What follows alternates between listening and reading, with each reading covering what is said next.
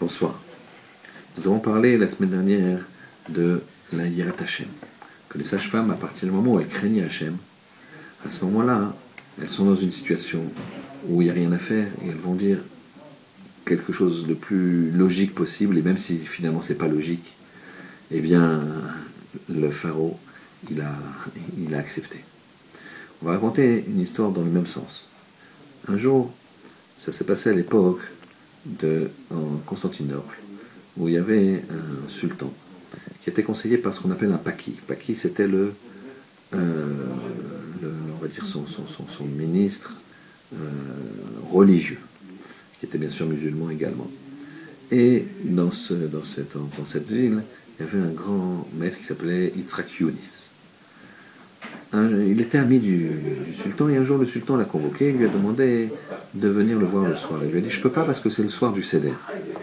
Il lui a dit: bon, et qu'est-ce qui se passe le Seder? Il lui a raconté un petit peu, et il est parti à ses occupations. Le sultan, ce soir-là, il a eu envie de voir ce qui se passait, et il est rentré, il a frappé à la porte, et il a été chez Yitzhak Younis. Ils étaient assis au Seder, et voilà qu'ils font le Seder, ils regardent, très intéressés, très positifs. Et au moment de manger de la matzah, le Rav lui donne à manger de la matzah. Quel délice! Il est émerveillé. Quand il rentre au palais, il fait goûter sa femme de la matzah qu'il avait pris soin de prendre, en quantité.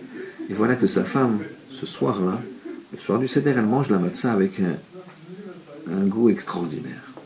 Le lendemain soir, ils avaient une fête dans le royaume, et elle se dit, et ainsi que le roi, on va donner aux ministres à manger de la matzah.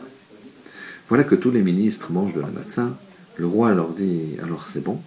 Et les ministres, ils n'osent pas, puisqu'ils voient que le roi et la reine: alors c'est bon, c'est bon.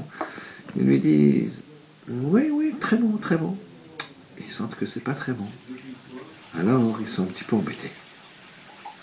Il y avait le paki là-bas, et ils disent: dis-moi paki, comment ça se fait qu'hier soir les matzot elles étaient meilleures? Là, elles ont l'air moins bonnes. Le paki dit: hier soir c'était le Seder.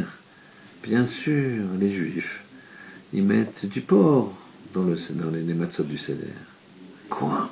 Ils m'ont fait manger des matzot avec du porc? Amenez-moi Yitzhak Younis tout de suite. Il est convoqué et il lui demande: alors qu'est-ce qui se passe? Comment ça se fait? Tu mets du porc dans les matzot? Mais pas du tout, votre majesté, c'est interdit pour nous de manger du porc. C'est pas possible, elles étaient tellement bonnes hier soir et aujourd'hui elles sont fades. Trouve-moi une autre réponse que ça. Je te donne 3 jours. Et si dans 3 jours t'es pas là, je te coupe la tête. Yitzhak Younis s'est désemparé. Il étudie, il commence à somnoler.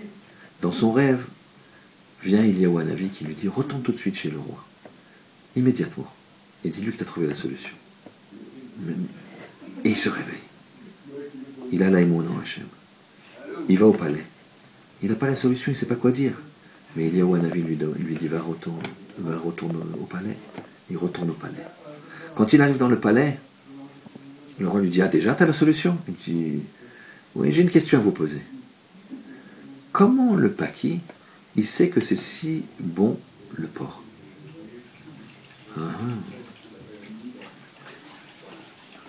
Je sais pas. Ben demandons-lui, allons le voir. Le sultan il dit: le soir comme ça le paki il monte aux cieux, on ne peut pas le déranger. Il dit: j'aimerais le voir quand il monte aux cieux. Alors le sultan il dit: d'accord. Ils descendent dans les appartements du paki et là il trouve que c'est fermé. Il y a un garde devant une porte qui dit: il passe par cette porte, mais il interdit qu'on rentre. Le roi dit: laisse-nous rentrer. Bien sûr, le garde s'exécute. Il rentre dans une chambre.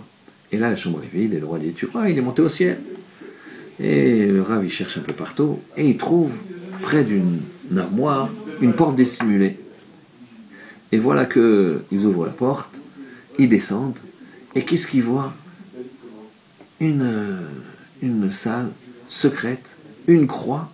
Et le paki est en train de se prosterner. Il est pris en flagrant délit.